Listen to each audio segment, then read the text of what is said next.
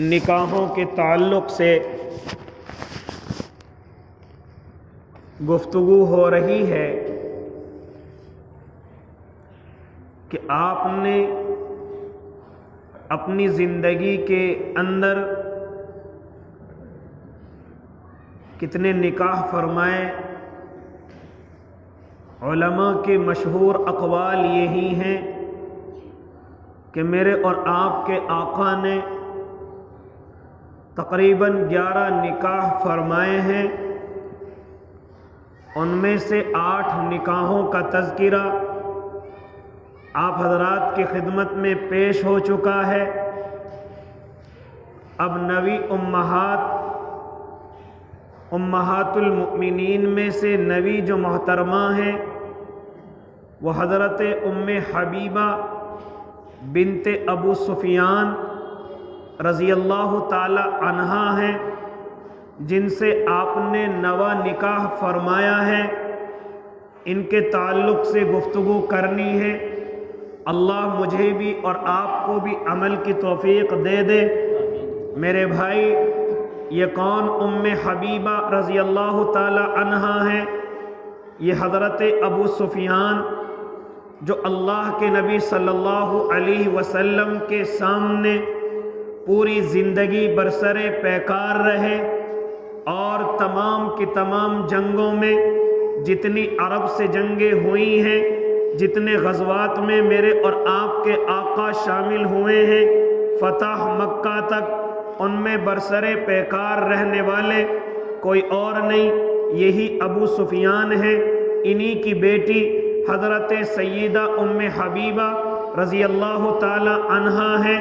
انہوں نے ابتدائے اسلام کے اندر ہی اللہ کے نبی پر ایمان قبول کر لیا تھا، اسلام قبول کر لیا تھا،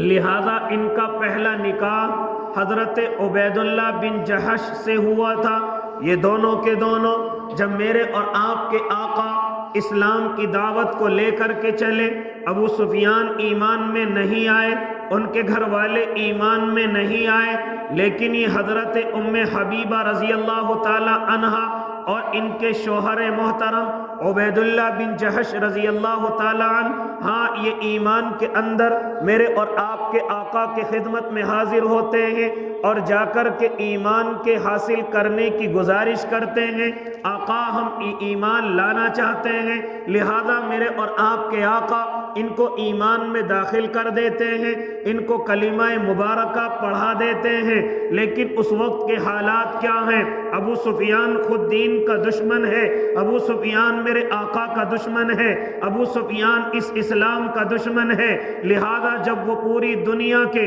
یا جتنے بھی لوگ ایمان کے اندر داخل ہوئے ان سب کو ستایا کرتا تھا، تو وہ اپنی بیٹی کو کیسے چھوڑ دیتا، وہ اپنے داماد کو کیسے چھوڑ دیتا؟ لہذا پریشانیاں آئی ہیں، مصیبتیں آئی ہیں، وہ حضرت ام حبیبہ پر بھی آئی ہیں۔ یہ حضرت ام حبیبہ میرے اور آپ کے آقا کے نبی بنانے سے 17 سال پہلے اس دنیا کے اندر تشریف لائی ہیں، لہذا جوانی کی عمر میں ایمان قبول کر لیتی ہیں، لیکن کہاں سے ایمان پر عمل کرتی؟ ابو سفیان تو خود دین کے دشمن ہیں، ابو سفیان تو خود اسلام کے دشمن ہیں، لہذا آقا کی طرف سے ہجرت کا حکم آیا، اور ہجرت جو حبشے کی طرف ہوئی ہے اس میں جہاں اور اللہ کے نیک بندے ہیں اس میں حضرت ام حبیبہ اور حضرت ابو عبید اللہ بن جحش بھی ہیں۔ جہاں لوگوں نے حبشے کی طرف ہجرت فرمائی ان میں حضرت ام حبیبہ بھی شامل ہیں،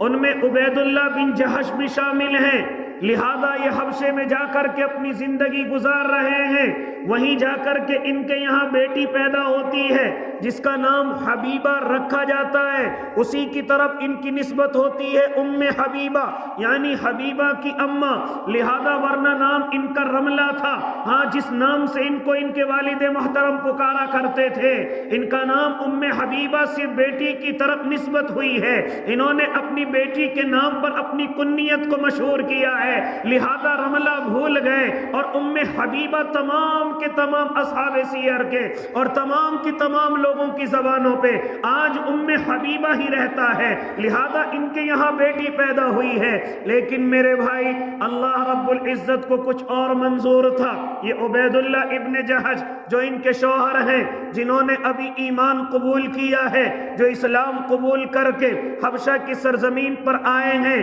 لہذا وہ عیسائی بادشاہ کو دیکھتے ہیں، ہاں وہ دیکھتے ہیں کہ عیسائی بادشاہ بڑے مزے میں رہتا ہے، بڑا مالدار ہے، یہ اس سے متاثر ہو جاتے ہیں اور اتنے متاثر ہو جاتے ہیں کہ اپنی بیوی سے آ کر کے عرض کرتے ہیں کہ میرا اب اسلام میں دل نہیں لگتا، میں اسلام کو چھوڑ کر عیسائیت قبول کرنا چاہتا ہوں۔ لہذا حضرت ام حبیبہ فرماتی ہیں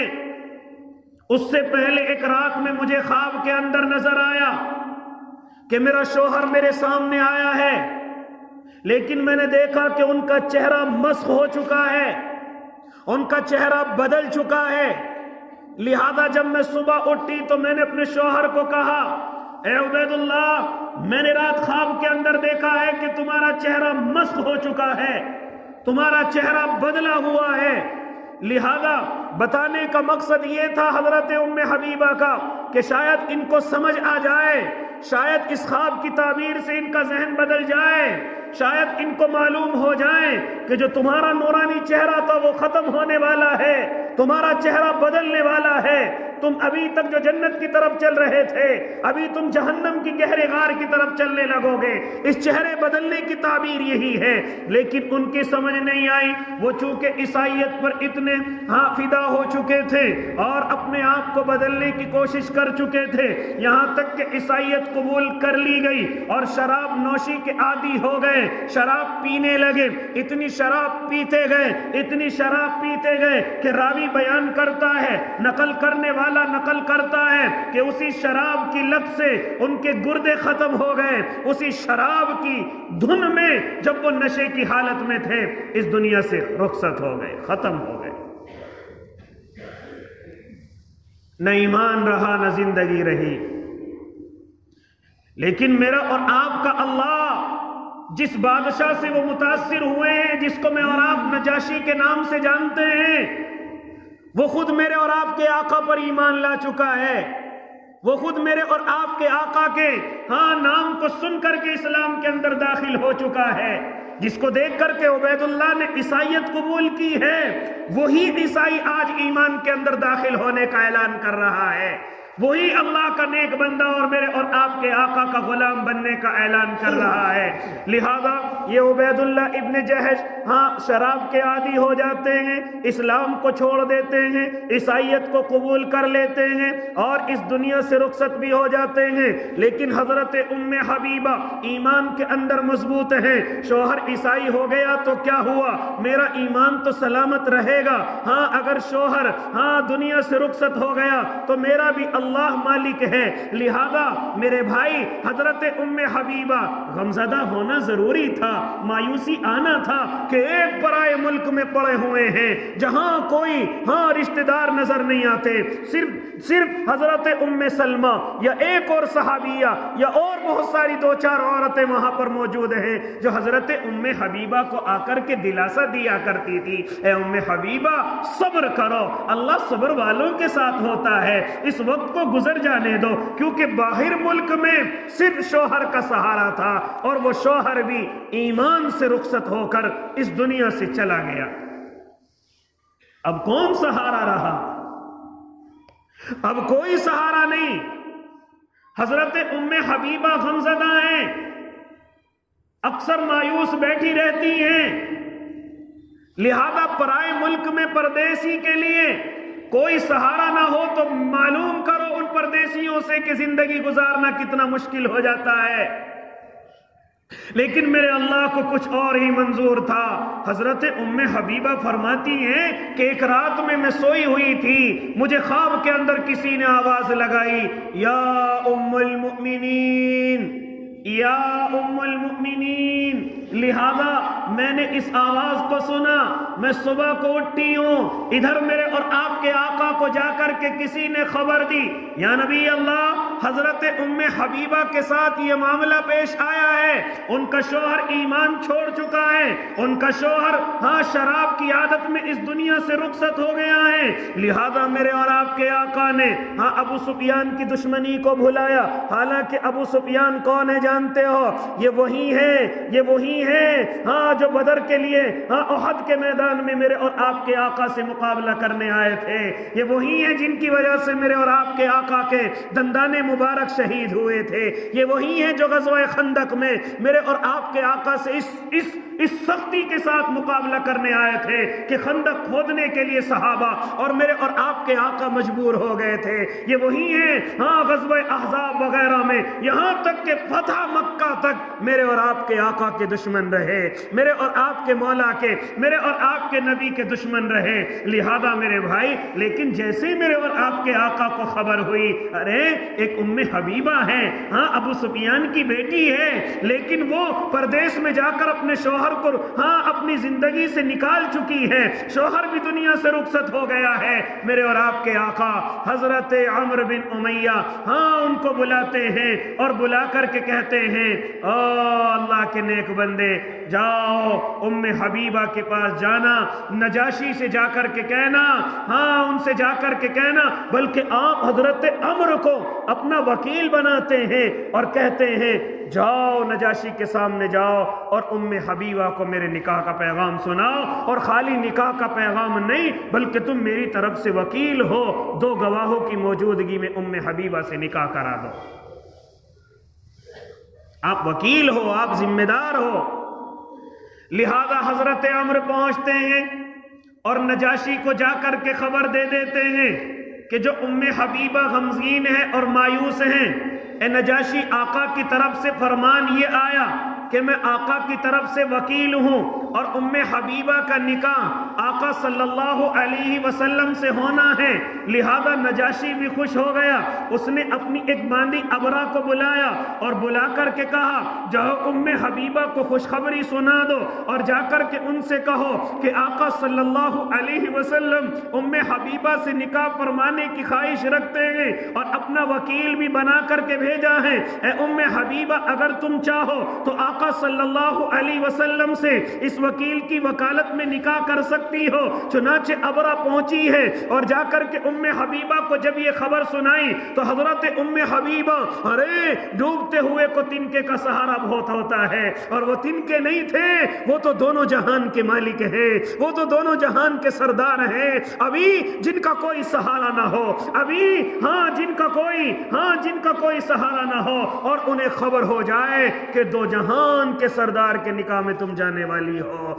آقا کے نکاح میں تم جانے والی ہو، ان کے خوشی کے کیا ٹھکانے ہوں گے۔ حضرت ام حبیبہ فرماتی ہیں جیسی مجھے ابرا نے آ کر کے خبر دی ہے، میرے قدموں میں جتنی پازیبیں تھی، میرے گلے میں جو ہار پڑا ہوا تھا، میں نے وہ پازیبیں اتاری ہیں اور میں نے اپنے گلے کا ہار خوشی میں اس باندی کو دے دیا۔ آپ نے خبر ہی ایسی سنائی ہے، کیوں نہ خوش ہوتی؟ خوشی میں پازیب، گلے کا ہار اس باندی کو دے دیا کہ آپ نے کیسی خبر لائی ہے۔ حالانکہ اس سے پہلے کوئی پکار رہا تھا یا ام المؤمنین، اے مؤمنوں کی ماں، اے تمام مسلمانوں کی ماں، تو انہیں احساس تو تبھی ہو گیا تھا کہ اللہ میرے ساتھ کوئی بڑا معاملہ کرنے والا ہے، اللہ میرے ساتھ اپنی رحمتوں کے دہانے لٹانے والا ہے۔ لہذا میرے بھائی، حضرت ام حبیبہ راضی ہو جاتی ہیں اور ہو کر کے اس نکاح کے لیے تیار ہو جاتی ہیں۔ چنانچہ اپنا وکیل خالد بن سعید کو بناتی ہیں اور بنا کر کے کہتی ہیں جاؤ میرا نکاح آقا صلی اللہ علیہ وسلم کے وکیل کے سامنے 2 گواہوں کی موجودگی میں نکاح پڑھا دیا جائے۔ یہاں سے میں اور آپ ایک مسئلے کو سمجھ لیں، اور میرے بھائی آج کل یہ ویڈیو کال کا زمانہ ہے، آج کل یہ فون کا زمانہ ہے، آج کل یہ موبائلوں کا زمانہ ہے، لوگ آ کر کے معلوم کرتے ہیں کیا موبائل کے ذریعے نکاح ہو جاتا ہے؟ میرے بھائی نکاح نہیں ہوگا۔ اسی طریقے سے ویڈیو کال پر اگر لڑکا بھی بیٹھا ہوا ہو اور لڑکی بھی ویڈیو کال پر بیٹھی ہوئی ہو، اس طرح سے بھی نکاح نہیں نہیں ہوگا، نکاح کس طرح سے ہوگا؟ آؤ آقا صلی اللہ علیہ وسلم اپنی عمر مبارک سے مجھے اور آپ کو سمجھا رہے ہیں۔ حالانکہ اس وقت میں موبائل موجود نہیں، لیکن ہو سکتا ہے لڑکا پردیس میں ہو یا لڑکی پردیس میں ہو، ایسے وقت میں نکاح کیسے کریں گے؟ آؤ آقا صلی اللہ علیہ وسلم مجھے اور آپ کو نکاح کا طریقہ بتلا رہے ہیں کہ لڑکا اپنا کوئی وکیل بنا کر کے، اگر وہاں سے نہیں جانے والا تو اپنا وکیل فون پہ بنا دے کہ بھائی آپ میری طرف سے پورا لڑکی سے گواہوں کی موجودگی میں نکاح کر دیجئے۔ صرف یہ طریقہ ہے پردیس میں نکاح کرنے کا۔ یعنی جب لڑکی سے ایجاب اور قبول کیا جائے تو اس وقت میں مجمع میں 2 گواہوں کا ہونا ضروری ہے، وکیل کے ساتھ ساتھ 2 گواہوں کا ہونا ضروری ہے۔ یہ ویڈیو کال پر نکاح نہیں ہوتے، علماء فرماتے ہیں یہ موبائلوں پر نکاح نہیں ہوتے کہ میں ادھر سے ایجاب کروں تم دوسری طرف سے قبول کر لو، اس طرح سے نکاح نہیں ہوتے، بلکہ وہاں پر وکیل کا ہونا اور 2 گواہوں کا ہونا، اور پھر جس سے نکاح ہو رہا ہے کم از کم 1 کا ہونا وہاں ضروری ہے، چاہے لڑکا ہو چاہے لڑکی ہو۔ لڑکی اپنا وکیل بنا دے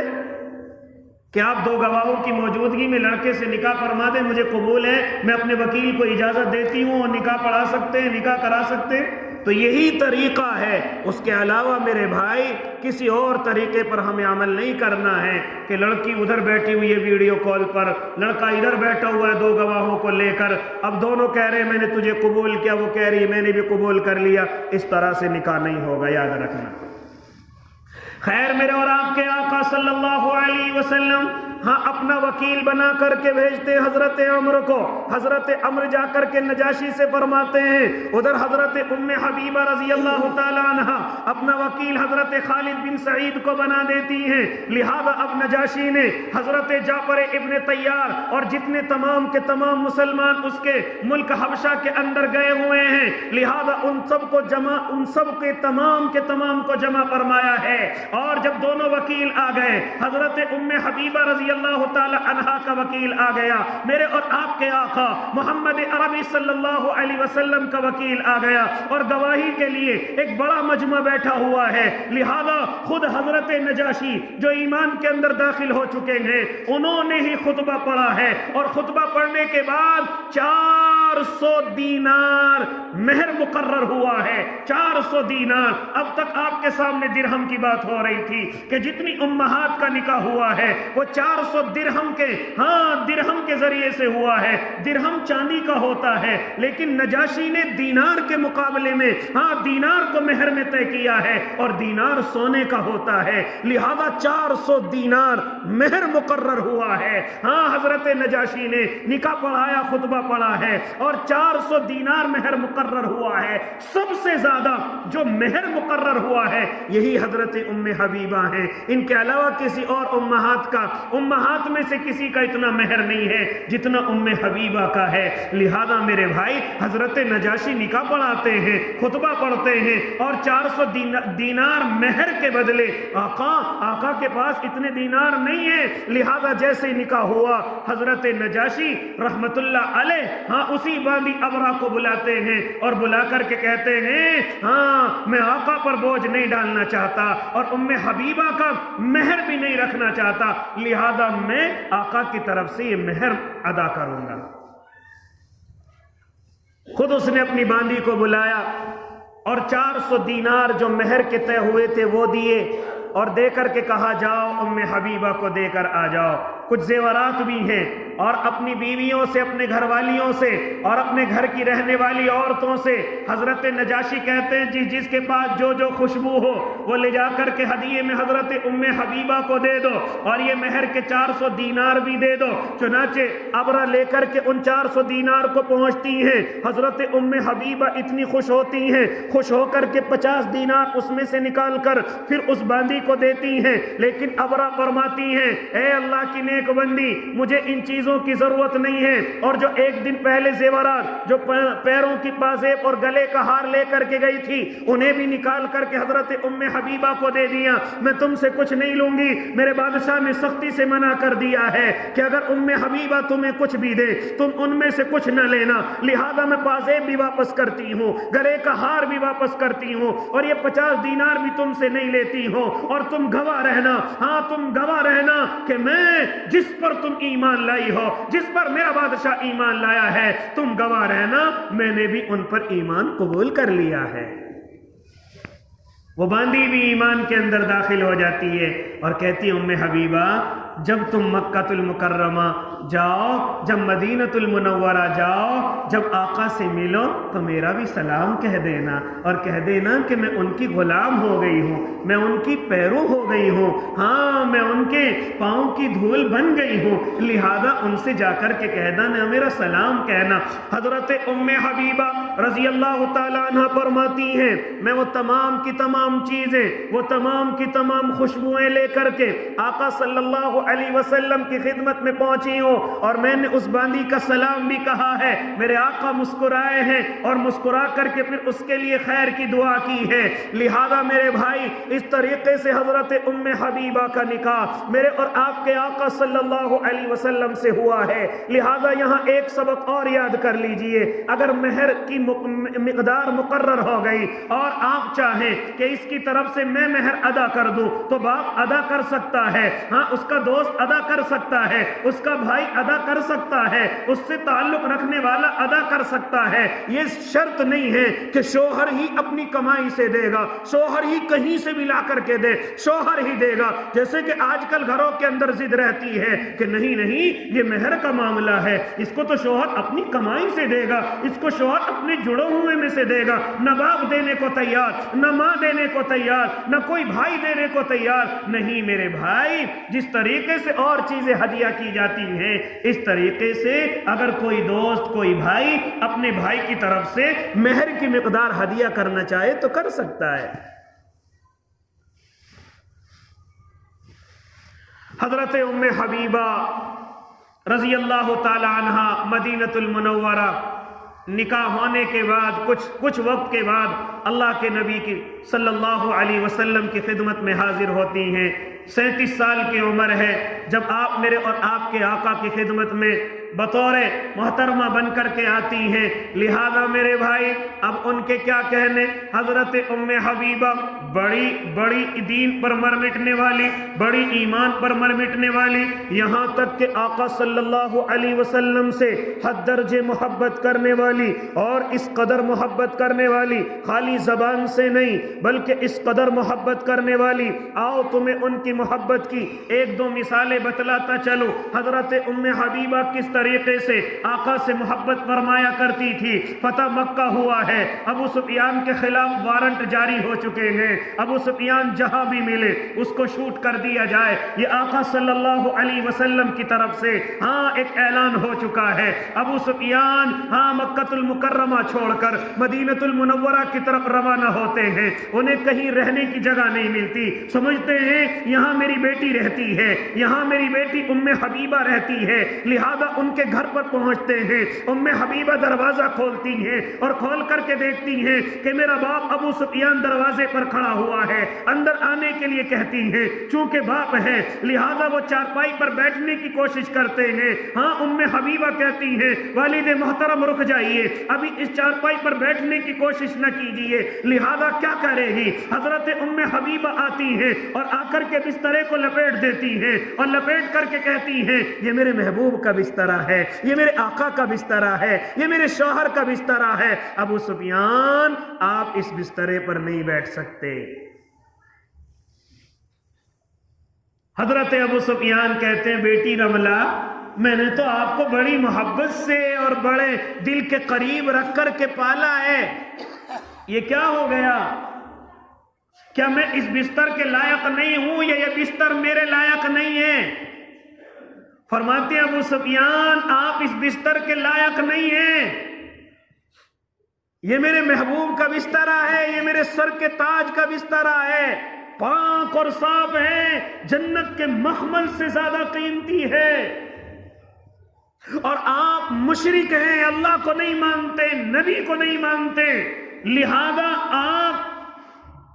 شریعت کے اعتبار سے اگرچہ ظاہراً ناپاک نہیں ہیں، لیکن آپ کے اندر چونکہ ایمان نہیں ہے، اس درجے آپ ناپاک ہیں، تو آپ اس بسترے پر شرک کی حالت میں نہیں بیٹھ سکتے، آپ اسلام کے بغیر اس بستر پر نہیں بیٹھ سکتے۔ کہا آپ تو میری بیٹی ہیں، کہا بیٹی ہوئی تو کیا ہوا؟ آقا صلی اللہ علیہ وسلم کا ارشاد ہے، ہاں لا یؤمن احدکم حتی اکون احب الیہ من والدہ وولدہ والناس اجمعین۔ مومن نہیں ہے وہ آدمی، مومن نہیں ہے وہ آدمی جو تمام کی تمام چیزوں سے زیادہ اپنے محبوب سے محبت نہ کرتا ہو، چاہے وہ ماں ہو، چاہے باپ ہو، چاہے دنیا کا کوئی بھی انسان ہو۔ مومن تو وہ ہے جو سب سے زیادہ اللہ کے نبی سے محبت کرتا ہے، نہ ماں سے کرتا، نہ باپ سے کرتا، نہ دنیا کے کسی انسان سے کرتا، والناس اجمعین، کسی انسان سے بھی محبت اتنی نہیں کرتا جتنی اپنے محبوب سے کرتا ہے۔ یہ مومن کی خاصیت ہے، ہونی چاہیے۔ اس لیے آپ باپ ہوئے تو کیا ہوا، میری محبت تو محبوب سے ہے، میری محبت تو میرے شوہر سے ہے۔ یہاں کے ضمن میں علماء لکھتے ہیں، لہذا میری مائیں بہنوں ذرا سن لیں، ہاں اگر کسی سے تمہارا شوہر نفرت کرتا ہے اور اس کو یہ چاہتا ہے کہ وہ گھر کے اندر نہ آئے، تو یہاں پر سبق ملتا ہے کہ آپ اس کو گھر کے اندر نہ آنے دیں۔ ہاں اسی طریقے سے اگر وہ آ جائے، چاہے آپ کا باپ اور بیٹا اور بھائی کیوں نہ ہو، لہذا اگر باپ نفرت کرتا ہے تو پھر باپ کے بستر پر بیٹھنے کی اجازت نہیں ہے، شوہر کے بستر پر بٹھانے کی اجازت نہیں ہے، چونکہ آپ کا شوہر اس سے نفرت کرتا ہے۔ لہذا میری بہنیں یہاں سبق دیا جاتا ہے، لیکن ان چیزوں کا خیال نہیں کیا جاتا۔ اس لیے میری بہنیں ذرا سنیں، اگر کوئی گھر کے اندر اس طرح کا انسان آئے کہ جن سے تمہارا شوہر نفرت کرتا ہے، اجازت نہیں کہ آپ ان کو اپنے شوہر کے بستروں پر بیٹھنے دیں۔ اللہ کے بعد بیویوں کو بھی جس سے محبت کرنی ہے وہ ان کا شوہر ہے، نہ باپ ہے نہ ماں ہے۔ اگر یہ چیز سمجھ آ جائے تو شاید بہت سارے گھروں کے جھگڑے اور فساد ختم ہو جائیں۔ لیکن ہماری مائیں بہنیں اپنے بھائیوں سے بڑی محبت کرتی ہے، شوہر سے کوئی محبت نہیں، اپنے ماں اور باپ کی بڑی مانتی ہے، شوہر کی کوئی بات نہیں۔ لہذا انہی وجوہات کی وجہ سے آج گھروں کے اندر بگاڑ رہتا ہے۔ شوہر کی بات نہیں ماننی ہے، باپ کی بات ماننی ہے، ماں کی بات ماننی ہے، یہاں تک کہ بھائی کی بات ماننی ہے، لیکن شوہر کی بات نہیں ماننی ہے۔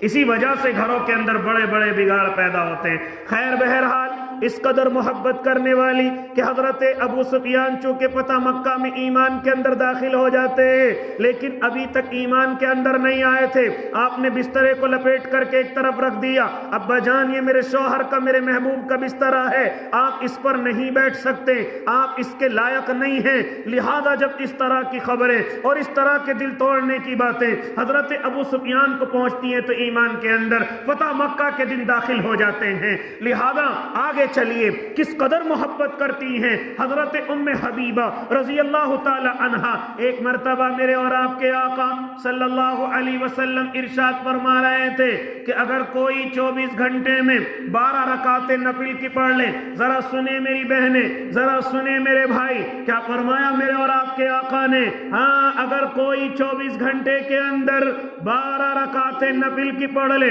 یعنی ایک ساتھ بھی نہ ہو تو کم از کم 2 2 4 4 جب بھی اس کو موقع ملے وہ 24 گھنٹے کے اندر 12 نفل پڑھ لیتا ہے، کیا فرمایا میرے آقا نے؟ اللہ جنت میں اس کا ایک محل بنا دیتا ہے، یعنی اگر روزانہ پڑھے گا تو روزانہ جنت میں محل بنتا رہے گا۔ حضرت ام حبیبہ نے جب یہ آواز سنی ہے تو راوی اور نقل کرنے والا بیان کرتا ہے، ہاں پوری زندگی کے اندر جب تک وہ دنیا سے رخصت نہیں ہوئی یہ 12 نفل کبھی ان کے نہیں چھوٹے، حالانکہ فرض نہیں، واجب نہیں، سنت نہیں، صرف نفل ہے، لیکن چونکہ آقا کی زبان مبارک سے سنا ہے کہ اگر کوئی 12 رکعت نفل کی 24 گھنٹے کے اندر کبھی بھی کسی بھی وقت بھی پڑھ لے تو اللہ رب العزت جنت میں اس کا ایک محل بنواتا ہے۔ جیسے ہی حضرت ام حبیبہ رضی اللہ تعالی عنہ اس لفظ کو سنتی ہیں، پوری زندگی کا معمول بنا لیا पूरी जिंदगी रोजाना 12 रकात नफिल की पढ़ा करती थी। मैंने अपने महबूब से सुना है, मैंने अपने सर के ताज से सुना है, मैंने अपने शौहर से सुना है। लिहाजा मेरे भाई, इस तरह की मोहब्बत करने वाली और फिर इससे आगे चल करके आओ इरादा करें कि इंशाअल्लाह हम भी 12 रकातें नफिल की इंशाअल्लाह पढ़ा करेंगे, ताकि रोजाना अल्लाह जन्नत के अंदर एक महल तामीर कर दे। और मेरे भाई, जरा जिंदगी का मुआयना करो, कितने महल में और आप बनवा सकते हैं। 2 नफिल जोहर के बाद पढ़ लिया करें, 2 नफिल या 4 नफिल सुबह के वक्त इशराक और चाश्त के नाम से पढ़ लिया करें। इसी तरीके से मगरिब के बाद अव्वाबीन के नाम से पढ़ लिया करें, और तहज्जुद में उठ करके 2 या 4 रकातें पढ़ लिया करें। इस तरह से ये 12 रकातें नफिल की हो जाएंगी और अल्लाह जन्नत में रोजाना एक महल बनाता रहेगा। आगे चलिए, मेरे और आपके आका सल्लल्लाहु अलैहि वसल्लम इरशाद फरमाते हैं, मेरे आका का इरशाद है, क्या फरमाया आका ने? हाँ, किसी के लिए जायज नहीं है, किसी के लिए जायज नहीं है कि वो किसी का गम मनाए 3 दिन से ज्यादा, वो किसी का गम मनाए 3 दिन से ज्यादा, वो किसी का शौक करे। यानी घर में से कोई गुजर जाए, कोई इंतकाल कर जाए, तो मेरे और आपके आका सल्लल्लाहु अलैहि वसल्लम इरशाद फरमाते हैं कि 3 दिन से ज्यादा किसी को इजाजत नहीं है कि उनके गम के अंदर बैठा रहे, उनके गम के अंदर अपने घर में कुछ ना बनने दे। महल्ले वालों को, रिश्तेदारों को इजाजत है कि 3 दिन तक उनके खाने का इंतजाम कर सकते हैं, 3 दिन के बाद अब जरूरी नहीं है, क्योंकि गम इनको चाहिए कि अपनी जिंदगी से निकाल लें, मायूसी अपनी जिंदगी से निकाल लें और अपना खुद खाना बनाए, खुद खाना तैयार करें। 3 दिन की इजाजत। हजरत उम्मे हबीबा रजी अल्लाह ताला अन्हा ने ये बात आका की ज़बानी सुनी थी। हजरत अबू सुफियान इस दुनिया से रुखसत हो जाते हैं, बेटी हैं, और अब तो हजरत अबू सुफियान ईमान के अंदर भी दाखिल हो चुके थे। लिहाजा अब तो बेटी अपने वालिद से ईमान की वजह से भी मोहब्बत करने लगी थी। लेकिन चूंकि अबू सुफियान इस दुनिया से रुखसत हो गए, हजरत अबू सुफियान इस दुनिया से पर्दा फरमा जाते हैं। बाप को इंतकाल हुए 3 दिन हो गए। हजरत उम्मे हबीबा ने अल्लाह के नबी की जबान से सुना था कि 3 दिन से ज्यादा इजाजत नहीं। हाँ, बीवी को इजाजत है कि वो 4 महीने 10 दिन सोग में बैठी रहे,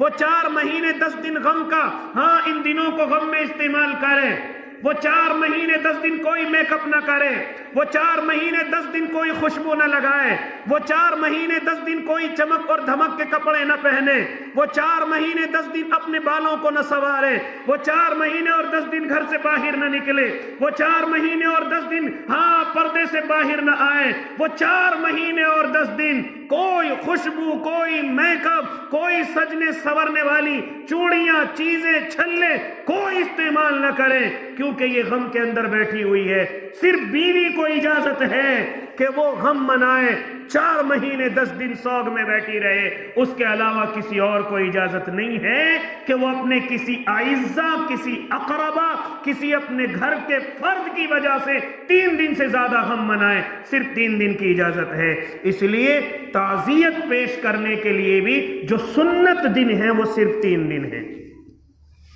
आप किसी के यहाँ किसी का इंतकाल हो गया, आप ताज़ियत पेश करना चाहते हैं या कोई ताज़ियती मामला करना चाहते हैं, तो उसके लिए भी सिर्फ 3 दिन की इजाज़त है। उसके अलावा 3 दिन से बाद में ये ताज़ियत पेश करना भी सुन्नत नहीं रहता। इसलिए मेरे भाई, हज़रत उम्मे हबीबा रज़ी अल्लाह ताला अन्हा, उनके वालिद मोहतरम दुनिया से रुखसत हो जाते हैं। हाँ, वालिद को गुजरे हुए 3 दिन हो गए। अपनी बांदी को बुलाती हैं और बुला करके कहती है खुशबू ले करके आओ। चुनाचे वो खुशबू ले करके आती हैं, और जब हज़रत उम्मे हबीबा के हाथों में ये खुशबू आ जाती है, आप दोनों हाथों से मल करके उस खुशबू को अपने चेहरे और अपने बदन पर लगा लेती हैं। किसी ने मालूम किया, ए हजरत उम्मे हबीबा ये क्या कर रही हो? तो हजरत उम्मे हबीबा फरमाती हैं, मुझे खुशबू की कोई तमन्ना नहीं थी, मुझे खुशबू की कोई चाहत नहीं थी। हाँ, मैं खुशबू शौक से नहीं मंगा रही थी, लेकिन मैंने आका को सुना है कि 3 दिन से ज्यादा गम नहीं मनाना है। मेरे वालिद मोहतरम को इस दुनिया से रुखसत हुए 3 दिन हो गए। लिहाजा कई लोग ये न समझे कि उम्मे हबीबा आज भी गम के अंदर है, इसलिए मैंने ये खुशबू अपने बदन पर लगाई है। आका की बात पर जो अमल करना है, اس لیے میرے بھائی مجھے اور آپ کو بھی یہ سبق ہے کہ 3 دن سے زیادہ کوئی غم کی یا غم کے منانے کی یا غمگین رہنے کی گنجائش نہیں ہے۔ آپ اپنی زندگی کے اندر واپس لوٹ جائیے، جیسا آپ کام کر رہے تھے ویسا کریے، جیسا آپ کاروبار پر جا رہے تھے ویسا جائیے، جیسا آپ نہاتے ہیں دھوتے ہیں ویسے ہی اپنے کپڑوں کو بدلیے۔ ہم نے تو یہاں تک دیکھا ہے کہ اگر گھر میں سے کوئی انتقال ہو جائے اور انتقال کے بعد کوئی عید آ جائے تو گھر میں کوئی کپڑے نہیں بدل رہا ہے، گھر میں کوئی کھیر نہیں بنا رہا ہے، گھر میں کوئی میٹھی چیز نہیں تقسیم کر رہا ہے۔ ارے کیسے بنا لیں؟ ابھی 2 مہینے پہلے تو فلاں آدمی گزرا ہے، ابھی 3 مہینے پہلے تو گھر میں جوان موت ہوئی ہے۔ یاد رکھنا شریعت کے خلاف ہے، یاد رکھنا میرے آقا کے الفاظ کے خلاف ہے۔ میرے آقا نے ارشاد فرمایا ہے کہ 3 دن سے زیادہ کسی کو غم منانے کی اجازت نہیں ہے، 3 دن سے زیادہ گھر میں غم کو پھیلانے کی اجازت نہیں ہے۔ ہم مہینوں مہینوں بعد اپنے گھروں میں کپڑے نہیں پہن رہے، عید کے دن کپڑے نہیں بنوا رہے اور اچھی میٹھی چیزیں نہیں کھا رہے۔ کیوں نہیں کھا رہے، کیوں نہیں بنوا رہے؟ کہ ہمارے گھر میں کسی کی میت ہو گئی تھی۔ یاد رکھنا کوئی ثواب نہیں، شریعت کے خلاف ہے۔ ہوتا ہے کہ نہیں ہوتا ایسا گھروں میں ہمارے؟ اس چیز کی اجازت نہیں ہے، اس چیز پر کوئی ثواب بھی نہیں ہے، اس چیز پر آپ کی کوئی بڑائی بھی نہیں ہے۔ لہذا آقا صلی اللہ علیہ وسلم ارشاد فرماتے ہیں صرف 3 دن کی اجازت ہے کہ آپ غمگین ماحول میں رہیں، اس کے علاوہ پھر آپ کو اجازت نہیں ہے۔ ہاں صرف بیوی کے لیے اجازت ہے، جس کا وہ شوہر تھا اس کے لیے اجازت ہے کہ 4 مہینے 10 دن غمگین بیٹھی رہے، 4 مہینے 10 دن پردے میں رہے، 4 مہینے 10 دن ہاں کوئی زیب و زینت کی چیز استعمال نہ کرے۔ یہ حضرت ام حبیبہ رضی اللہ تعالی عنہا نے اس پر عمل کر کے دکھایا، خوشبو منگائی اور اپنے بدن پر لپیٹ لی تاکہ لوگوں کو لگے کہ ام حبیبہ غمگین نہیں ہے، کہ ان کے والد محترم دنیا سے رخصت ہو گئے ہیں، ان کے والد محترم دنیا سے جا چکے ہیں۔ لہذا صرف میں نے آقا کی بات پر عمل کرنے کے لیے یہ خوشبو استعمال کی ہے۔ یہ حضرت ام حبیبہ ہاں جو بالکل زہد و تقوی کی مالک ہے، عبادت کی مالک ہے اور روزوں کی پابند ہے، یہاں تک کہ جب دنیا سے رخصت ہونے والی ہے تو حضرت عائشہ کو بلواتی ہیں اور بلا کر کے فرماتی ہیں ہاں میری سوکنوں سے جا کر کے کہہ دو اگر مجھ سے کوئی غلطی ہو گئی اے حضرت عائشہ تم بھی مجھے معاف کر دینا، اور سب سے کہہ دینا کہ وہ مجھے معاف کر دیں۔ اتنی اللہ سے ڈرنے والی، اتنی اللہ کے سامنے رونے والی، یہاں تک کہ آپ 74 سال کی عمر میں اس دنیا سے رخصت ہو جاتی ہیں اور جنت البقیع میں آپ مدفون ہیں۔ آپ نے 74 سال کی عمر پائی ہے۔ اللہ مجھے بھی اور آپ کو بھی ان اسباب پر عمل کرنے کی توفیق مرحمت فرما دے۔ آمین۔ وآخر دعواہم ان الحمد للہ رب العالمین۔